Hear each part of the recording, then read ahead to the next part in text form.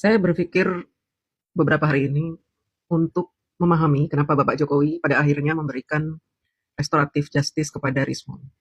Saya menerima permohonan maaf Pak Rismon Sianipar. Ya, kemarin telah datang Pak Rismon Sianipar ke sini, ke kediaman saya, dan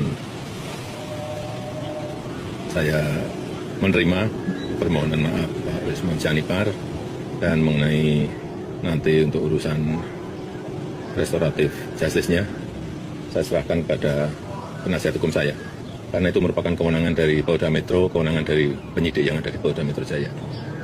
Boleh digambarkan Pak, kemarin suasananya seperti apa Pak? Pak Rismon kata suasananya?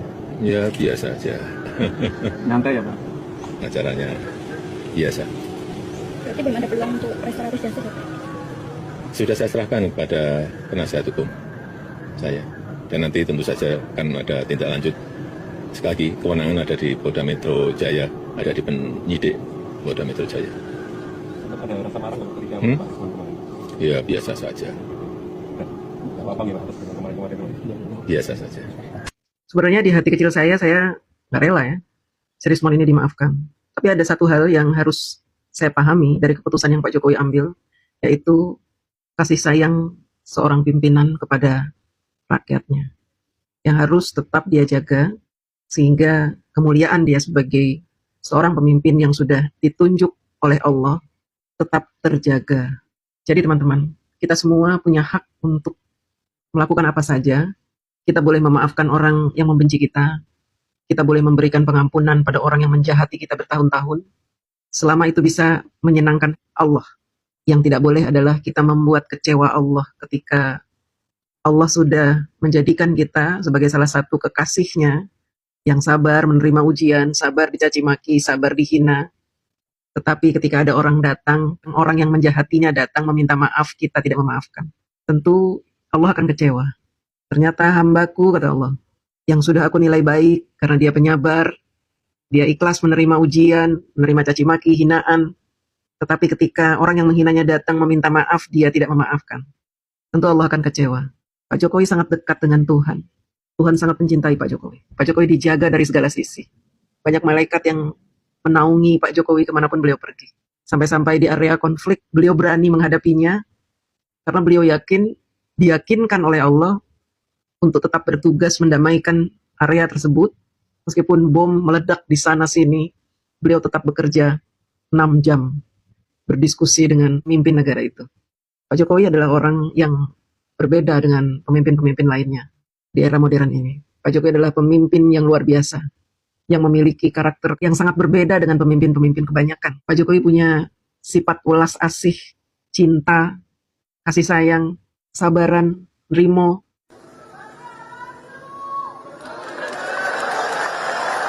I love you, I love you.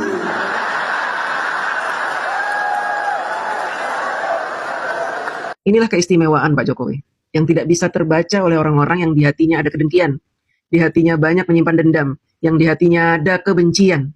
Orang-orang yang di dadanya hanya ada cinta, maka akan memahami kenapa Pak Jokowi memaafkan Rismon Sianipar, yang sudah menghinanya secara brutal, biadab, membabi buta, di mana Pak Jokowi tidak pernah menyakiti dia, tapi dia menyakiti Pak Jokowi, dengan alasan meneliti.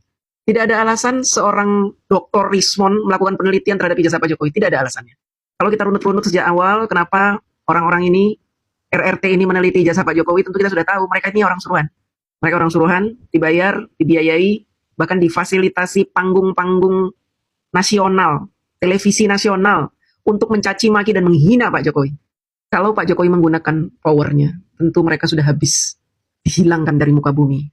Dan Pak Jokowi bisa saja melakukan itu. Tapi Pak Jokowi tidak melakukan itu. Pak Jokowi masih saja seperti dulu, orang rendah hati, orang yang sangat baik, dan tidak berlebihan kalau saya menyebutnya, Pak Jokowi adalah orang yang dimuliakan oleh Allah. Sehingga saya harus memahami kenapa Pak Jokowi memberikan restoratif justice. Saya saja malu dengan beliau, karena seolah-olah saya menghalang-halangi beliau memaafkan orang lain. Keimanan saya sedang diuji di bulan suci Ramadan ini. Apakah saya berhasil menjalani Ramadan dengan sangat baik atau tidak? Ternyata saya gagal. Di bulan suci ini saya gagal memaknai Ramadan itu sendiri. Saya bahkan enggan memaafkan Rismon. Sampai detik ini saya enggan memaafkan dia. Karena saya masih sakit hati dengan kata-katanya, hinaan-hinaannya, upaya-upaya dia menjatuhkan Pak Jokowi. Teman-teman bayangkan, dia ini mengaku meneliti ijazah Pak Jokowi, tetapi dia juga menyenggol-nyenggol Mas Wapres, anaknya Pak Jokowi. Dan dia menyenggol-nyenggol keluarga Pak Jokowi. Neneknya, kakeknya yang dituduh PKI. Bahkan dia menyenggol-nyenggol pabrik SMK. Yang katanya Pak Jokowi membohong, tidak ada pabriknya. Padahal dia tidak datang ke pabriknya. Dia datang di sebuah showroom yang memang showroom tersebut tutup sejak lama. Entah showroom mobil apa itu. Yang dia aku ini SMK. Sepi katanya. Padahal showroom apa itu nggak tahu.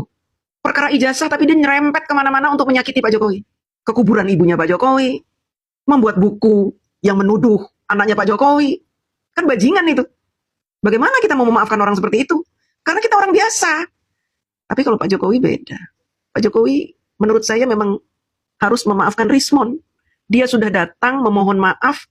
Kalau Pak Jokowi tidak memaafkan, maka kemuliaan Pak Jokowi ini akan dipertanyakan. Derajat tertinggi seseorang itu ketika dia dengan ikhlas memaafkan kesalahan orang. Seperti dulu Rasulullah dicaci maki, dihina, dilempari sampah ke rumahnya. Tapi kemudian ketika paman dan bibinya itu sudah meninggal, beliau bersedih ketika ada sahabat-sahabatnya ketika melakukan sholat membaca surat Al-Lahab. Karena di surat itu, karena pernah malaikat berkata, jika surat ini dibaca oleh umatmu, maka siksaan akan diberikan kepada pamanmu Abu Lahab. Rasulullah bersedih. Padahal Abu Lahab ini sungguh biadab memperlakukan Rasulullah Sallallahu Alaihi Wasallam. Sangat biadab. Berkali-kali Rasulullah ingin dibunuh, dijebak. Dan kita mengetahui bahwa Rasulullah Sallallahu Alaihi Wasallam itu adalah manusia yang paling lembut hatinya. Memaafkan siapa saja yang sudah menyakitinya. Bahkan seorang buta Yahudi yang memaki-makinya disuapi. Bagaimana kebaikan Rasulullah memperlakukan musuh-musuhnya. Dan saya juga sedih bagaimana Pak Jokowi memperlakukan musuh-musuhnya dengan sangat baik. Memuliakan musuh-musuhnya. Egy Sujana dimuliakan. Rismon dimaafkan. Saya sedih karena Pak Jokowi dihina, difitnah. Tapi beliau diam saja. Tapi beliau memaafkan, itu yang membuat saya sedih. Karena saya belum bisa seperti beliau. Memaafkan kesalahan orang. Saya menyayangi Pak Jokowi. Tapi saya tidak bisa mencontoh, meneladani sifat-sifat baik Pak Jokowi. Saya harus banyak belajar dengan beliau. Teman-teman harus banyak belajar. Dulu Rasulullah SAW pernah bersama Abu Bakar, duduk. Kemudian ada orang datang memaki-maki Abu Bakar. Abu Bakar diam saja, tidak membalas. Tapi terus saja dicaci maki. Ketika hilang kesabaran Abu Bakar balik mencaci orang itu. Kemudian Rasulullah pergi.